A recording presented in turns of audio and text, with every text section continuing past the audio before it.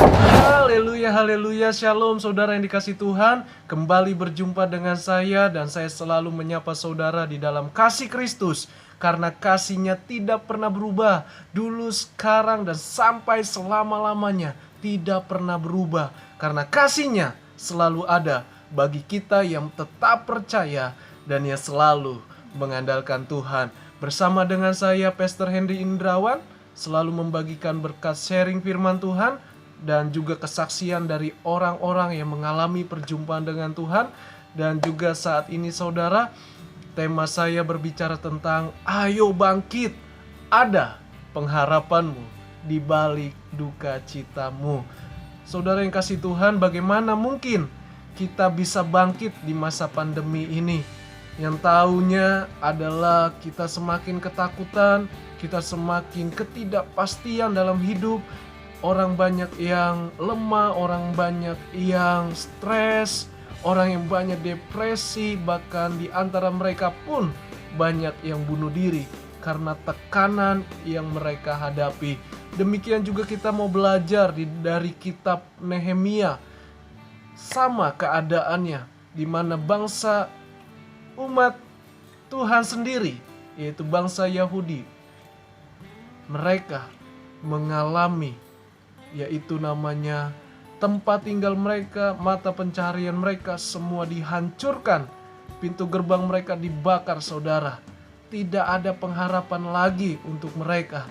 Tetapi Tuhan Yesus, Allah yang hidup, tetap mengasihi dan menyelamatkan anak-anak yang dikasihi oleh Tuhan, yaitu saudara dan kita semua yang percaya di dalam namanya. Sebelum kita mendengar firman Tuhan ini, mari kita terlebih dahulu bersatu di dalam doa.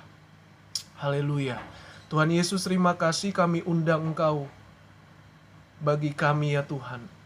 Biarlah firman yang kami dengar ada kuasa-Mu bekerja. Tidak dibatasi ruang dan waktu.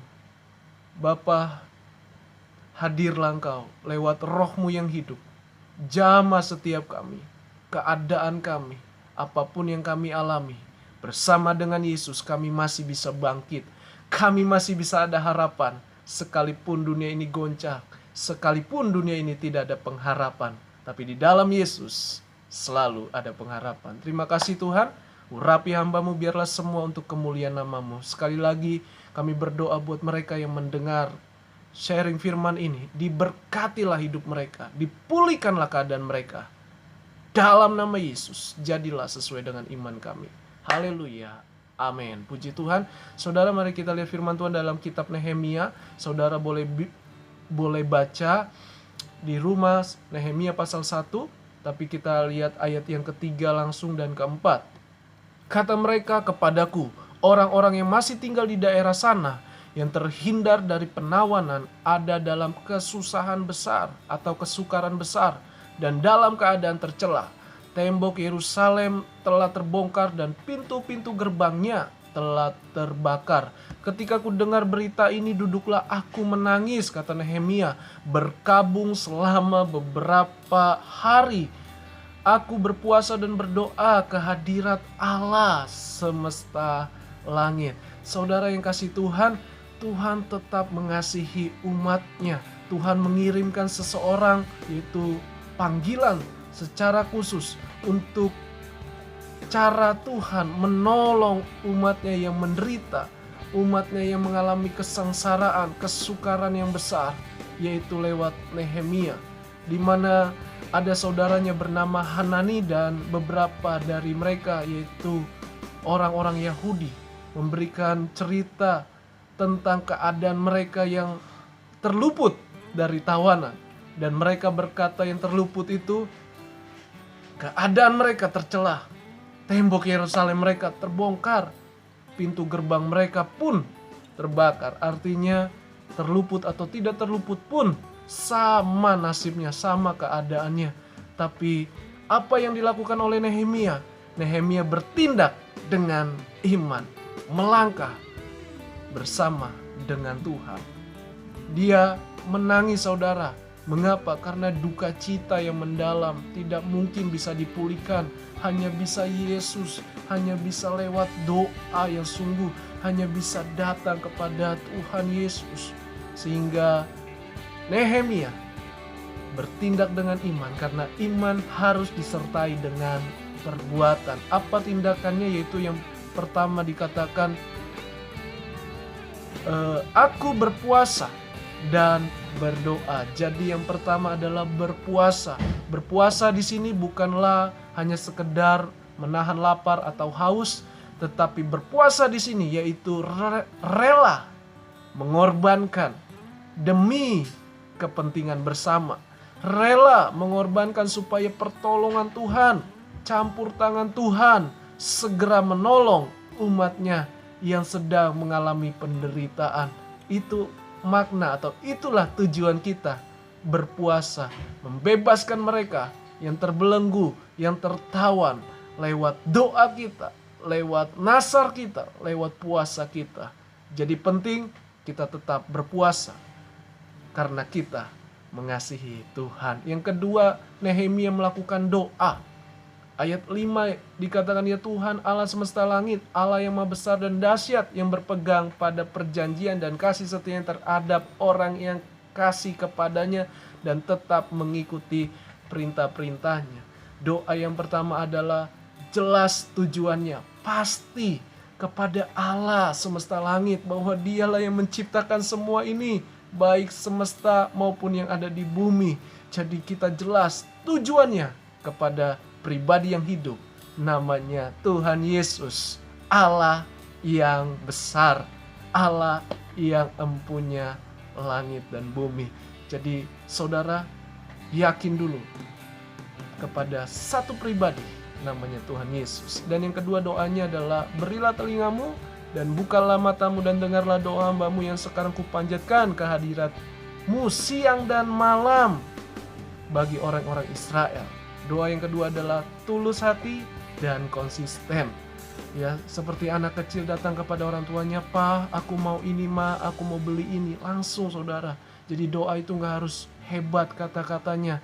Yang penting saudara, tulus dan konsisten. Bukan musiman. Kalau lagi susah menderita datang berdoa. Tapi kalau lagi senang lupa saudara sama Tuhan, lupa berdoa. Nah ini yang musiman. Jadi doa jangan musiman, selalu konsisten. Dan yang ketiga doanya adalah ayat 7, kami telah sangat bersalah terhadapmu dan tidak mengikuti perintah-perintah, ketetapan-ketetapan dan peraturan-peraturan yang telah kau perintahkan kepada Musa hambamu itu. Jadi yang ketiga selanjutnya adalah doanya harus dituntun di dalam kebenaran firman. Jadi iman timbul dari firman. Bacalah banyak firman. Bukan tugas pendeta, tapi saudara yang percaya baca Alkitab. Supaya apapun yang terjadi, iman kita tetap teguh di dalam Tuhan. Jadi itu yang kita lakukan saudara. Mari datanglah kepada Tuhan, berpuasa dan berdoa. Jadi untuk kita bangkit dari pengharapan di balik duka cita kita, yang pertama sadarilah dan bertobat. Artinya apa? Ingat selalu kembali kepada Tuhan. Kalau kita salah, kalau kita berdosa, datang kepada Tuhan, datang kepada Roh Kudus, minta biar Roh Kudus yang mengampuni kita lewat darah Yesus yang sudah mati di kayu salib. Dia sanggup menebus kita, menyelamatkan kita dari segala kuasa dosa, kutuk dosa, dan apapun namanya. Kuasa kegelapan pun tidak sanggup melawannya. Jadi saudara, datang kepada Tuhan, cari wajah Tuhan. Yang selalu cari wajah Tuhan. Yang kedua, bagaimana kita untuk bangkit dari pengharapan kita?